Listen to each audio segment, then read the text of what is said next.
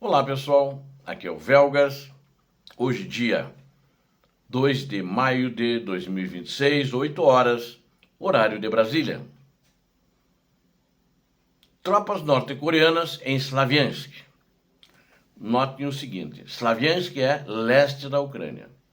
As tropas norte-coreanas estão ainda atuando em Kursk, mas não estão sendo muito vistas agora nos últimos dias. Então eu vou explicar direitinho o que isso significa e qual a participação deles, que agora vão fazer diferente. É um movimento estratégico que está sendo feito entre Moscou, né, o ditador russo, e em Pyongyang, que é a capital da Coreia, o ditador Kim Jong-un, o ditador da Coreia do Norte.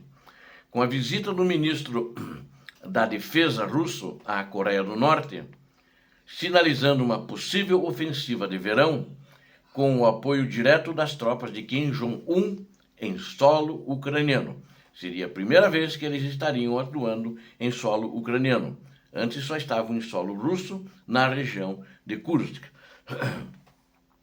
Descubra junto comigo aqui como o fornecimento de armas, munições e a experiência de combate norte-coreana na região de Kursk podem ser utilizados na tentativa de capturar cidades estratégicas como Slaviansk. Analiso aqui também o impasse tático criado pelo uso de drones e por que o aumento quantitativo de soldados pode não ser o suficiente para superar a resistência e a tecnologia ucraniana no campo de batalha. Eu acredito que mesmo com os coreanos. Isso pode não ser suficiente.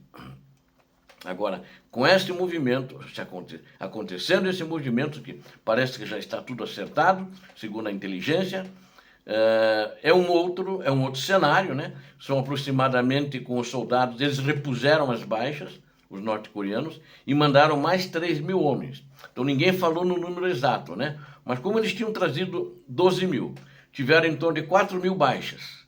Né? Desses 12.000, eles repuseram, para continuar 12.000. E depois disso, eles mandaram mais 3.000. Então seriam aproximadamente 15.000 homens coreanos no teatro de operações na região de Slaviansk. Mas vamos ver em detalhes agora. Antes, quero convidar você que não é inscrito, aí você gosta da verdade, gosta desse assunto e não quer saber de fake news, inscreva-se no canal, é importante, inscreva-se agora. Peço a todos também que deem um like agora, inclusive, para não esquecer no final. Conto com vocês e peço a todos que compartilhem, façam seus comentários. Compartilhem, recomendem o canal para seus amigos, para suas redes sociais, para seus parentes. Assim, mais gente poderá se inscrever no canal e conhecer a verdade do que está acontecendo no teatro de operações, né? E vamos ver essa visão dessa entrada oficial da Coreia do Norte nessa guerra cruel. Então aí vai se dizer o seguinte: agora a Coreia não está lá defendendo a Rússia só. Ela entrou na guerra e é um inimigo da Ucrânia e está atacando a Ucrânia em território ucraniano. É um outro cenário, inclusive geopoliticamente. Vamos ver como é que as nações aliadas vão se posicionar em relação a isso. Bom, essa aliança russo-coreana não deixa de ser uma ameaça. É uma ameaça, e eles estão com a missão de tomar Slaviansk. Tropas puras. 15.000 homens, se for esse o número, não está confirmado, são aproximadamente 3 brigadas de infantaria, que tem artilharia, tem uma série de componentes que apoiam dentro dessas unidades. E essa recente visita do ministro da Defesa da Rússia, Andrei Belousov, à Coreia do Norte, enviou um sinal de alerta máximo para a comunidade internacional e para as forças de defesa da Ucrânia. Fontes indicam que esta viagem oficial é o prelúdio de uma grande ofensiva russa, planejada agora, como todas fracassaram, agora ela vai ter um apelido só, é ofensiva de verão, e deve iniciar então coincidindo com o início de verão, e vai ser a campanha de verão da Rússia. E aí eles vão entrar para Slaviansk exclusivamente com as tropas norte-coreanas. As negociações em Pyongyang, capital da Coreia do Norte, abrangem uma gama diversificada de cooperação militar, incluindo a compra massiva de munições por parte da Rússia, assistência através de tropas terrestres e o recrutamento de voluntários, ou seja, O ministro da Defesa foi pedir que eles dessem voluntários, mandassem voluntários que estariam recebendo a parte dos soldados russos para lutar pela Ucrânia. Só que esses caras, os voluntários, sabem como é que é. O exército norte-coreano, eles não jogaram assim, que nem uma loucura, no moedor de carne. Mas acho que os voluntários eles estão colocando todo mundo no moedor de carne, naquelas táticas insanas. Além disso, o acordo prevê auxílio norte-coreano na construção de fortificações complexas e a realização de operações cibernéticas coordenadas contra as estruturas da Ucrânia. A hiperatividade da facção de segurança russa em relação à Coreia do Norte é um fator estratégico que não pode ser ignorado, né, na minha opinião, nas previsões para os próximos meses de combate. Atualmente, a Coreia do Norte envia ativamente armas, obuses e diversos outros equipamentos militares, mas como outros tipos de armamento também, como mísseis, inclusive, para a linha de frente, tentando suprir a exaustão dos estoques russos. Mas isso também significa que, se ele está recebendo isso da Coreia, ele não está conseguindo repor. Ele, que eu digo, o ditador da Rússia, a Rússia, não consegue repor na velocidade que precisa. E ele, então, continua, o seu principal fornecedor hoje de armamento e munição é a Coreia do Norte. Vocês vejam esse desespero, e ele não tem ninguém com tecnologia melhor, porque ali eles não têm uma tecnologia de ponta. Na realidade, é uma tecnologia soviética, a mesma que a Rússia usa. É essa tecnologia que eles têm.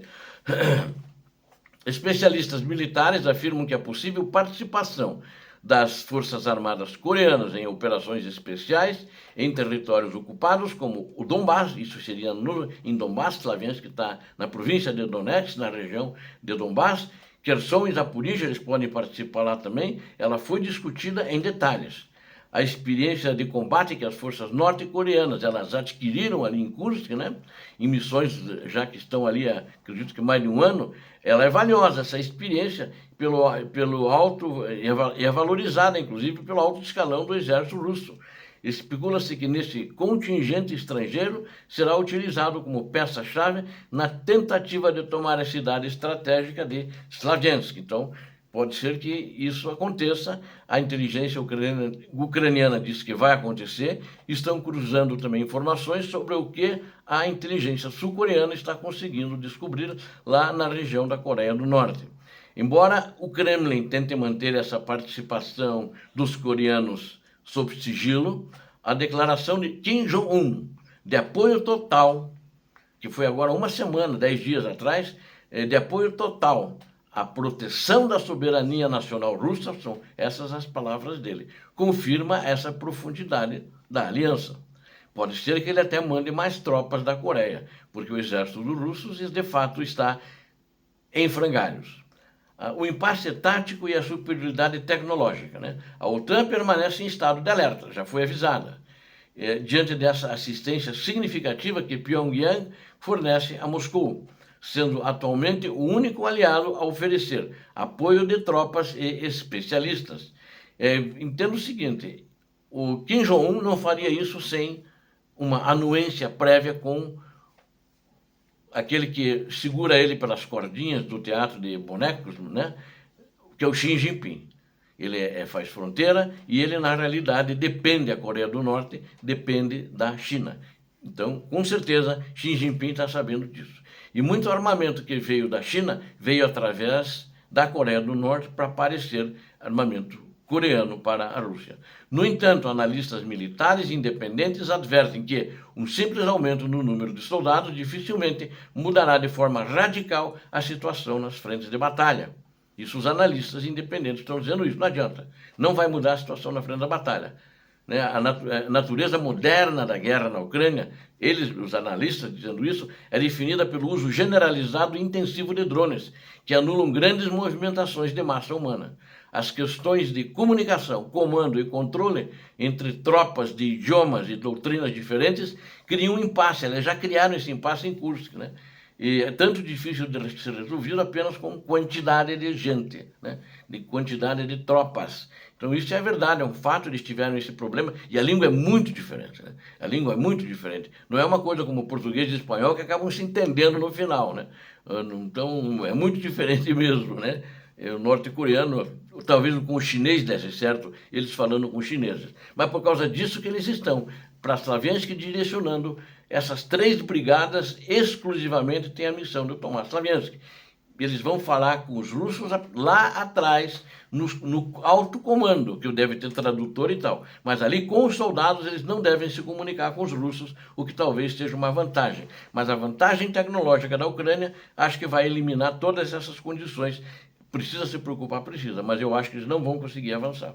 O envolvimento de especialistas norte-coreanos pode ser mais tangível em áreas técnicas, como desminagem, né? O pessoal da engenharia, das tropas, para fazer desminagem, engenharia militar, construir fortificações de posições defensivas. Embora que a Rússia não está construindo posições defensivas, porque ela só quer avançar. Só que quando recua, leva a pau porque não tem onde esconder sua tropa, onde os soldados se protegerem. É evidente que para a Rússia, prolongar o conflito está se tornando hoje cada vez menos vantajoso, apesar do apoio externo que recebe apenas da Coreia do Norte. Na competição global por recursos, a Rússia encontra-se em desvantagem em relação ao Ocidente, que está consolidado, né, em pilares fundamentais na economia, demografia e orçamento militar, porque a Coreia do Norte é um país quebrado também, né, onde o povo passa fome. A dependência russa de armamentos obsoletos e de soldados estrangeiros contrasta com a modernização constante e apoio tecnológico que a Ucrânia recebe de seus parceiros. O uso de inteligência artificial e sistemas não tripulados pela Ucrânia tem demonstrado que a qualidade tecnológica supera a vantagem numérica em diversas ocasiões. Para a gente concluir, a entrada da Coreia do Norte nesse conflito representa uma tentativa, na minha opinião, desesperada de Vladimir Putin, de manter o fôlego de sua invasão diante das enormes perdas humanas e materiais e, com isso, proteger o seu regime. Né? Porque se ele começar, se ele sofrer derrotas agora nessa operação de verão, ele está em risco muito maior. O regime dele corre um sério risco de cair após essa ofensiva de verão, se não avançar. E eu acredito que não vai avançar. Embora a ameaça Slaviansk seja real, a integração de tropas norte-coreanas em um cenário de guerra eletrônica de drones de alta precisão é um desafio logístico intenso para o comando russo, que é o comando de todo o teatro de operações. A Ucrânia continua demonstrando que sua superioridade não reside apenas na capacidade de adaptação e na precisão de seus ataques de longo alcance. Ela tem o apoio internacional de diversos países, não só da União Europeia, mas de outros como Canadá, Austrália, Japão, né, entre outros, garante que o país permaneça tecnologicamente à frente, frustrando as tentativas russas de vencer pelo cansaço ou pela massa bruta. A estratégia ucraniana, enfocada na destruição de centros logísticos e de comando, continua sendo a resposta mais eficaz contra as novas ameaças vindas lá no Oriente, que são da Rússia, né? A resistência ucraniana permanece firme, provando que a soberania de uma nação não pode ser esmagada por alianças entre regimes autoritários, entre ditaduras, ambas criminosas. Obrigado a vocês que assistiram esse vídeo, eu conto com vocês. Inscrevam-se no canal, deem um like, compartilhem com suas redes sociais, façam seus comentários. Não esqueça, eu preciso de você. Inscreva-se, dê o like e compartilhe. Deus abençoe a todos vocês, Deus abençoe a Ucrânia, Deus abençoe o Brasil. Paz e bem, paz para toda a humanidade.